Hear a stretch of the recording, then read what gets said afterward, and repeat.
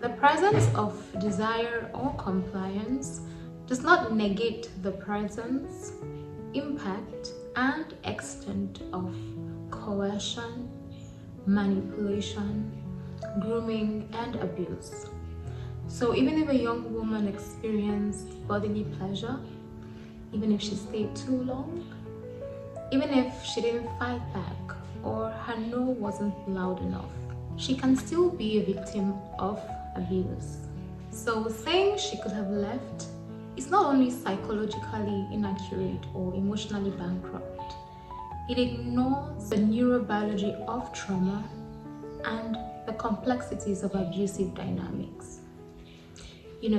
Many victims of emotional and sexual abuse, trafficking, or slavery can experience bodily pleasure, especially those with little or no prior sexual experiences. And the trauma response that results, it's called non-congruent arousal, where the body responds involuntarily to stimulation, even if the experience is abusive or unwanted.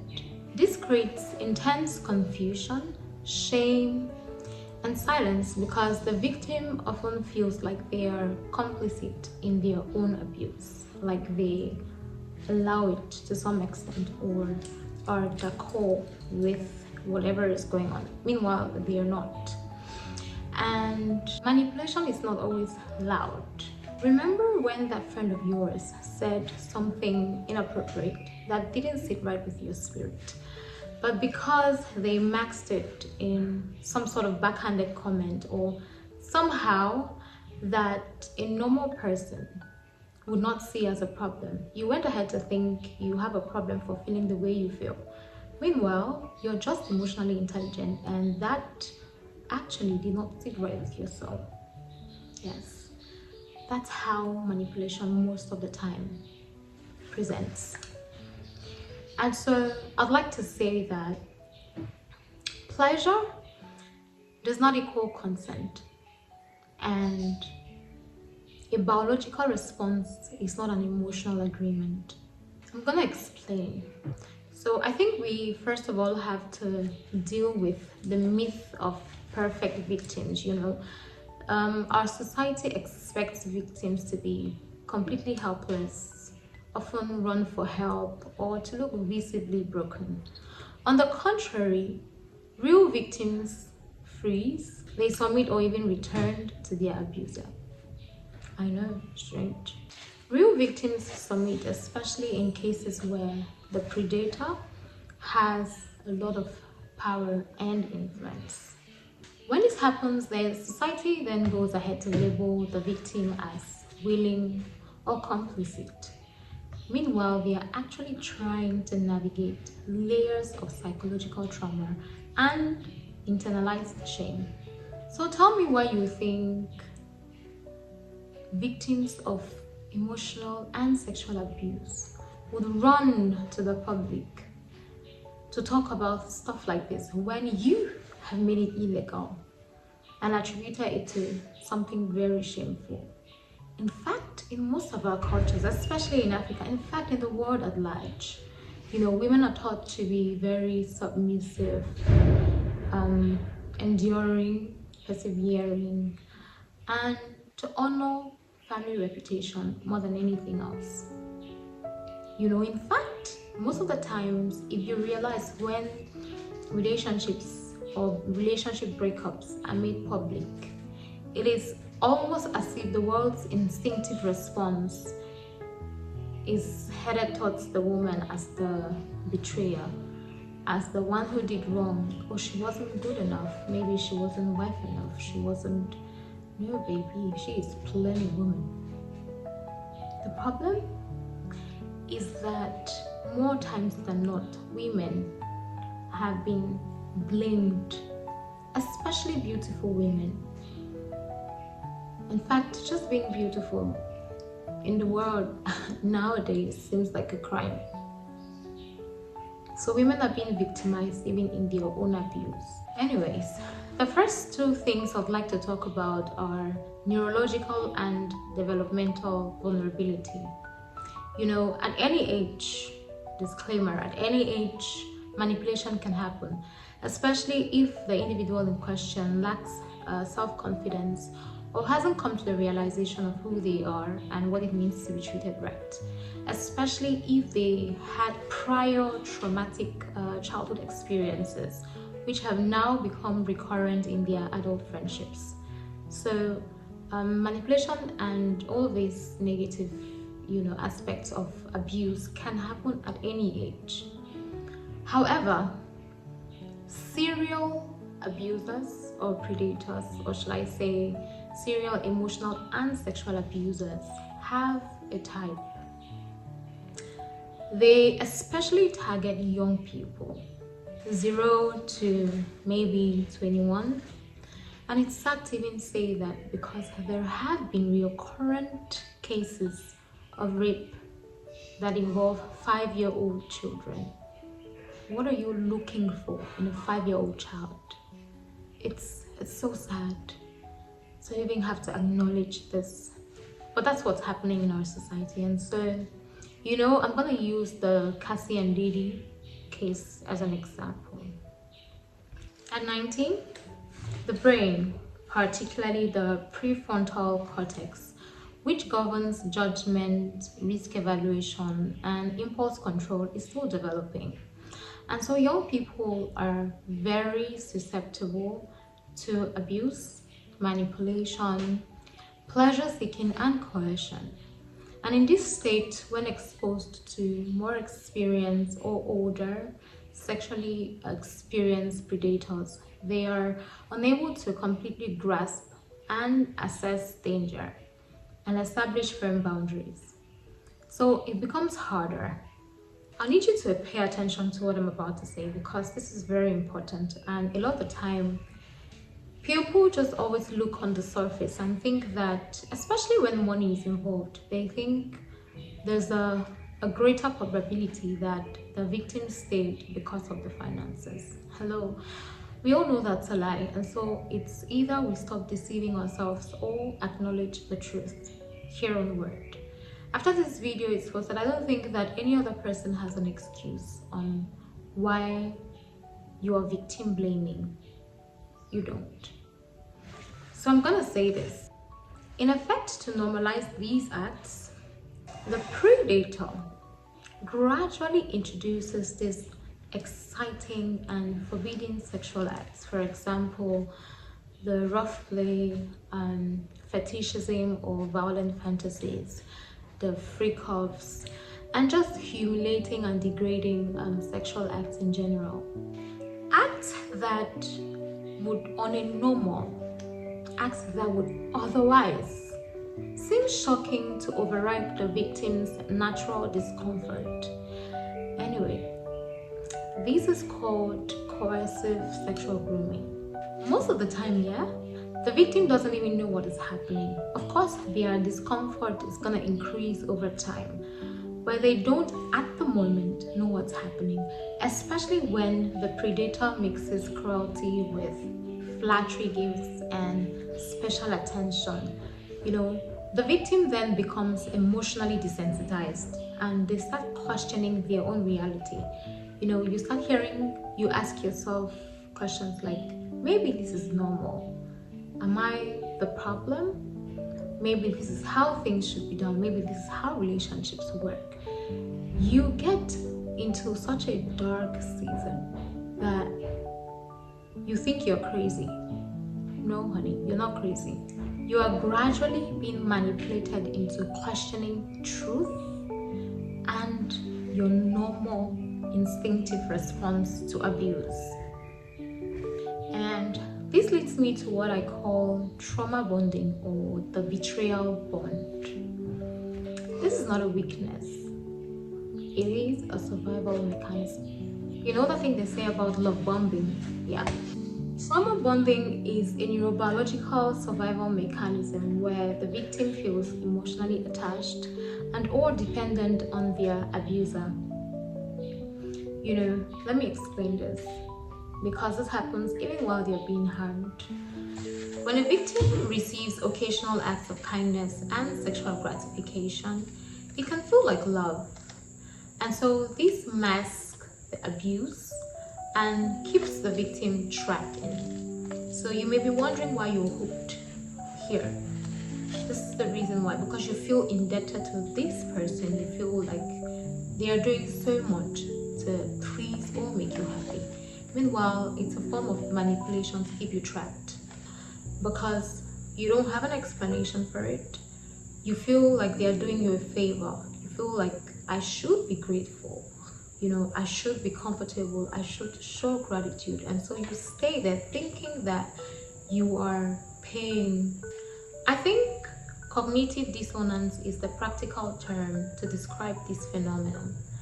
Because in the case where there is intermittent reinforcement of sporadic kindness, this emotional conditioning can become so worse that the victim starts becoming very needy, and their need for validation from their abuser becomes psychologically addictive. So you feel stuck because you keep on going back, and this is what the society is using to say you are in agreement with whatever is going on with you. Meanwhile, you're not. You're actually being manipulated and controlled, but you don't recognize it because it creates an illusion of safety. And then you start jeopardizing your own reasoning, and you're justifying their behavior and defending them in front of maybe family and friends who try to make you see what's actually happening. You're blinded. You feel like you owe them something. And worse, it could become psychologically paralyzing because you then seclude yourself from your family members and friends because you feel like they are against your growth or they are trying to temper. I think abusers even use this. They prey on this, and that's why you would hear an abuser always tell maybe his spouse or his girlfriend that, oh, I don't like that friend, because they are trying to make you see the light. I think I always question, there's two sides of the coin. When your spouse or your fiance or partner tells you that I do not like this person, question it yourself before fighting back. Is it because, especially from who you've known this partner to be, we all know that when you're with a good person, there's a lot that they'll walk you through and you become a completely better version of yourself. And of course, they'll be able to see through friends who are negative, and but this should not cloud your judgment. Whenever a partner tells you, I do not like that your friend, sit with yourself. What is it that the friend is doing that makes this person uncomfortable about them? These things they keep telling me, is there any truth to it? Or is there truth to what my friend is saying? Because often abusers will try to fight anything that can make you see the light, anything that could pull you out of the valley where they're taking you in. Because that way they'll be disarmed. If you messed around and saw the light, if you messed around and knew what was happening, they will be disarmed. Their tactics would be revealed and you would easily leave. So always question yourself when people say, oh, I don't like that friend. What is it about that friend that irritates you? These things they're saying about you, are they true? Are they lies? Or are you just trying to control the narrative here? Another thing I'd like to talk about is the fear of retaliation, which for some reason is overlooked. I do not think that people understand the extent to which abusers can go with manipulation.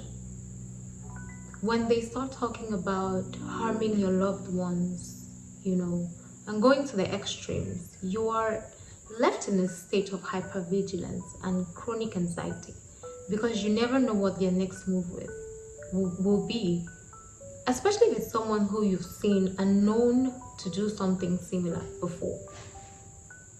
There's a realistic fear that victims have, and chose silence because they think silence is safer. They think, no, I'm not gonna lose this person because of my involvement with a psychopath. What's worse? People do not realize how bad this fear can get when the predator has access to wealth and legal systems. It's so sad that people even come on the internet and say things like she could have left when you do not know who or what these people have actually had to deal with. Have you ever had a scary neighbor? Or the house? Oh, when we were all growing up, there were, houses that you knew not to associate with. You knew not to talk to the parents in that home because they were this or they were that. So what more about a lady who's had to deal with this monster personally, knows what he's capable of doing? We have seen countless cases that have been reported but then swept under the rug because these people have legal immunity. They can buy the best lawyers who are going to act in their defense. We've seen countless times how policemen are being bribed. Anything is possible in the world where there is influence, wealth, media suppression. Let's talk about that for a bit.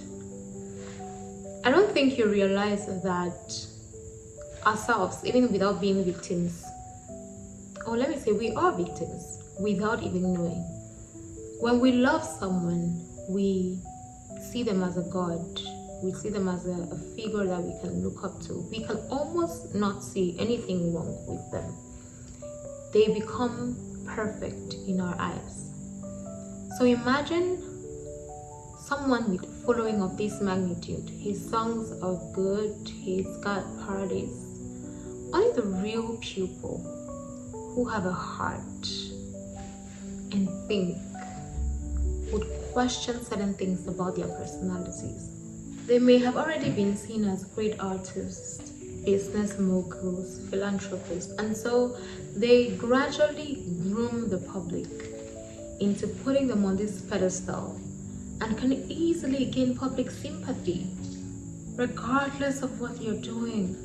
I think that's what Diddy tried to do with the video he recorded and posted online saying he's really sorry after the video of him dragging Cassie through the hallway was released. Mind you, without that video, he would have not done any apology. There would have been no apology. So who are we deceiving at the end of the day? Because we know the truth. We know what is happening, but we chose to ignore it because, the men who I saw out there reacting to, why is Diddy still behind bars? He should be released. You are judging something this complex and severe from a place of personal pain. You think this is about men being dragged and women. I'm short of words because I feel like this is 2025. The world should know better. We have seen it. I need you to explain to me. How about cases of 5-year-olds? Because they're 5-year-olds, you now know, they're completely helpless.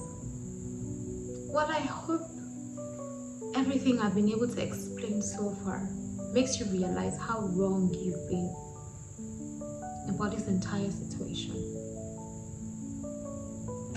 It sucks.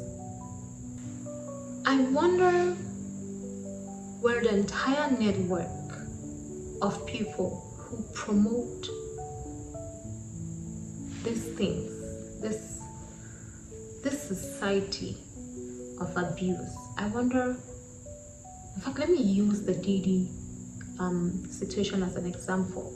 Where are his staff, his bodyguards, his friends who tolerated this, they all have to be behind bars as well.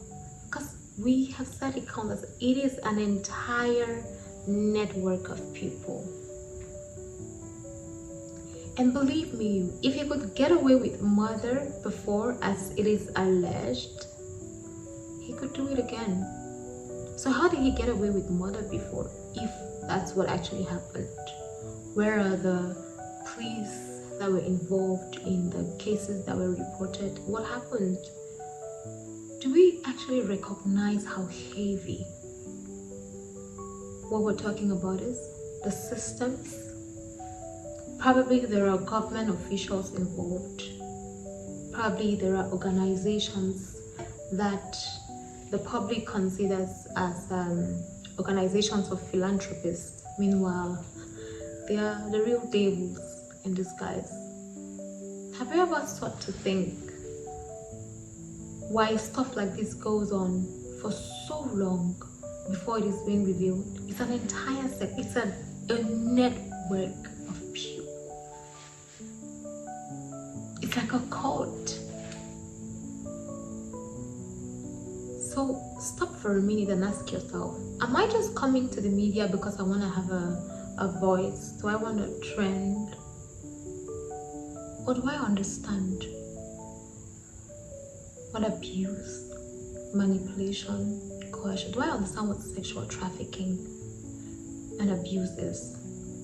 Do I understand what physical abuse is? I don't think that Diddy understood what physical abuse was. And his defense trying to make the judges look crazy for, trying to pin sexual trafficking on him. And they say, no, this is physical abuse.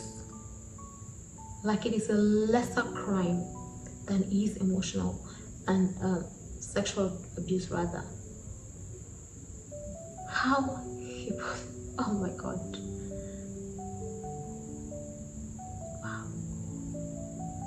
How hypocritical of his team to try to make this look like it is domestic violence. Like domestic violence is a lesser crime. Do you know how many people have died from domestic violence? How many women have been killed by their spouses? How many men have been shot dead by their wives? Do you know what you're talking about? How many women have been beaten to death?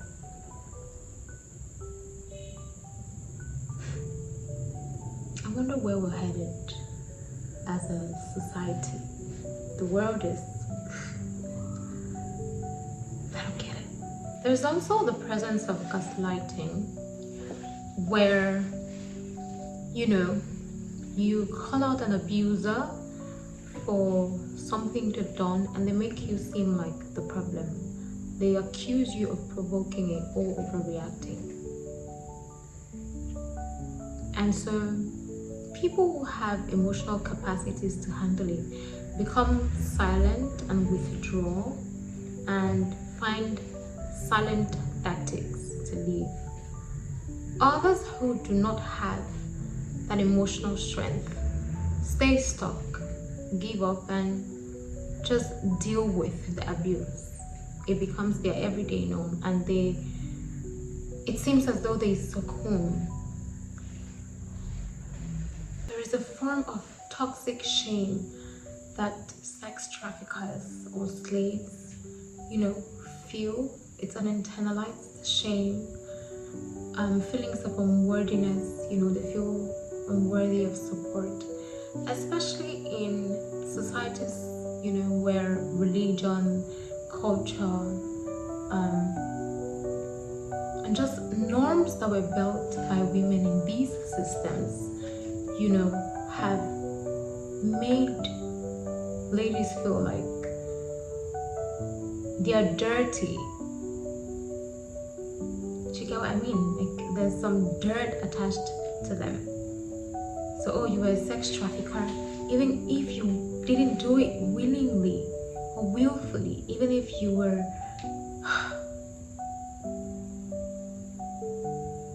most of the time these ladies are taken into these places forcefully. society blames them for it. And so how do they speak up? Especially in societies where purity and morality have taken over, and it's as though if you have been in that dark circle, you're not worthy of anything, and you're just trying to use maybe speaking out to your gain, to gain attention and all of that. These issues are severe and complex, and we need to start taking action to combat sex trafficking, slavery, manipulation, emotional and sexual abuse. There's also the misogynistic myth of beauty as a temptation.